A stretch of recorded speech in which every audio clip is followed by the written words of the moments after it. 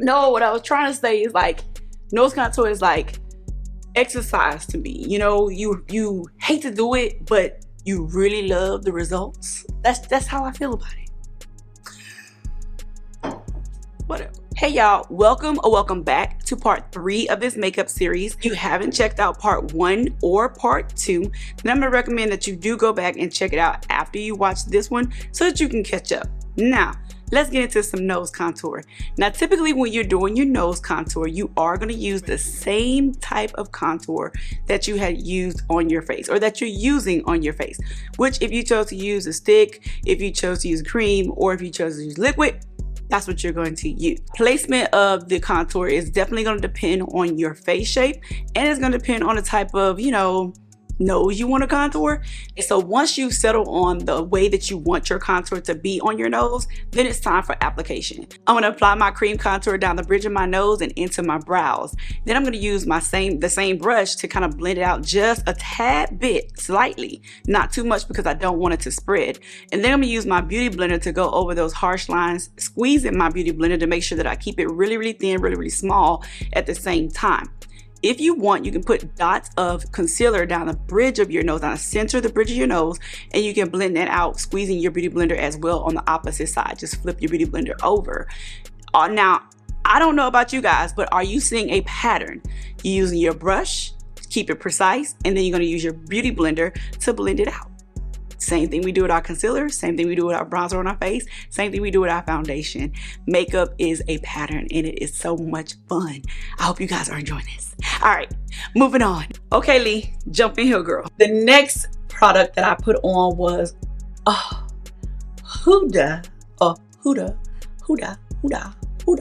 Beauty, and this is in the shade Cinnamon Bun. You have seen her make an appearance in several videos. I also have the shade Blondie.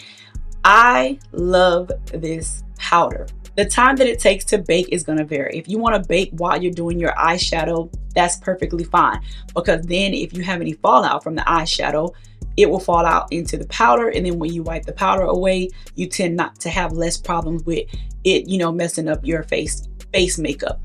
If you just want to bake for a full 30-40 minutes because you are oily and you need for the concealer that you use to absorb the powder, you can do that. Now remember, if you bake and you don't add concealer to your face, the powder needs something to absorb. It is going to absorb the oil in your skin.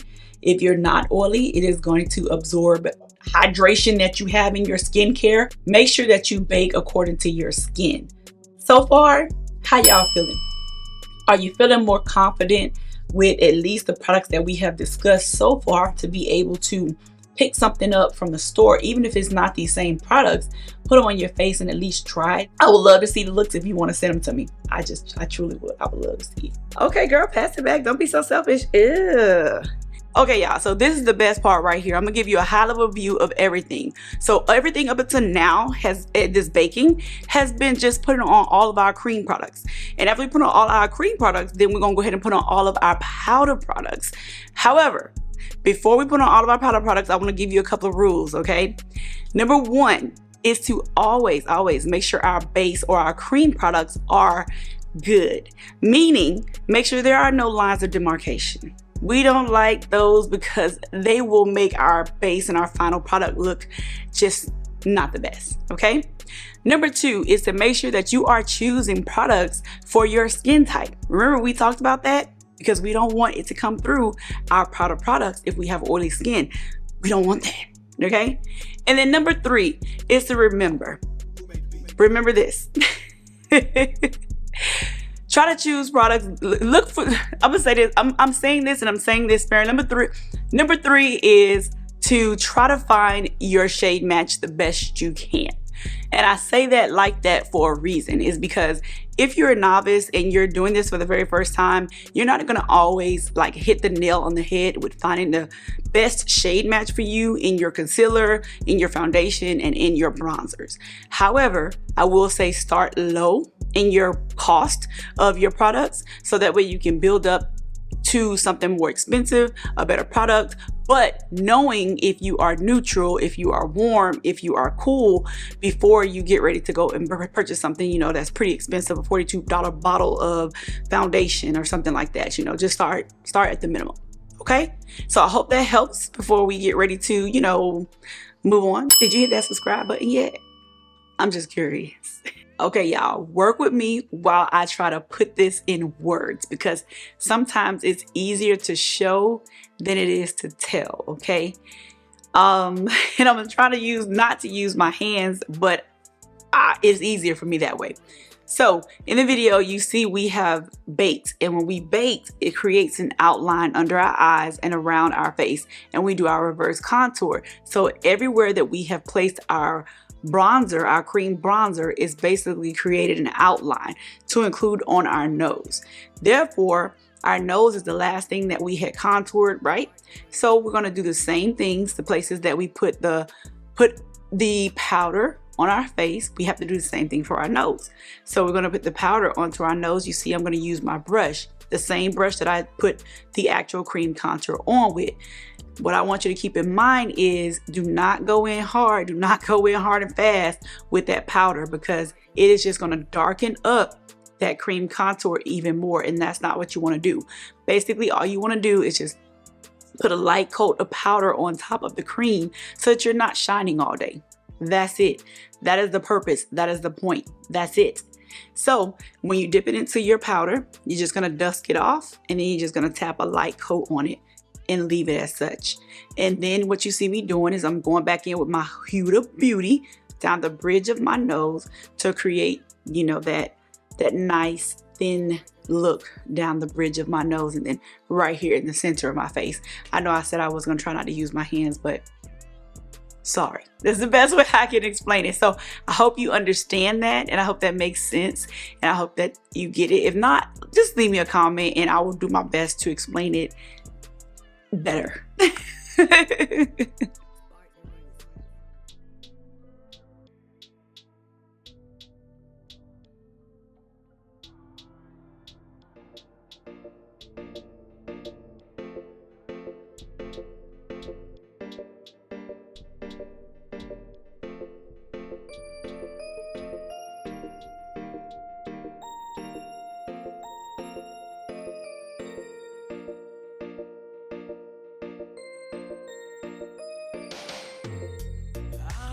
That I'm glad you went away. Yeah. You know, Leandra, girl, take it. You got it. You got it. Yeah, you got it, girl. You got it. Next, you saw me use my True Complexion palette.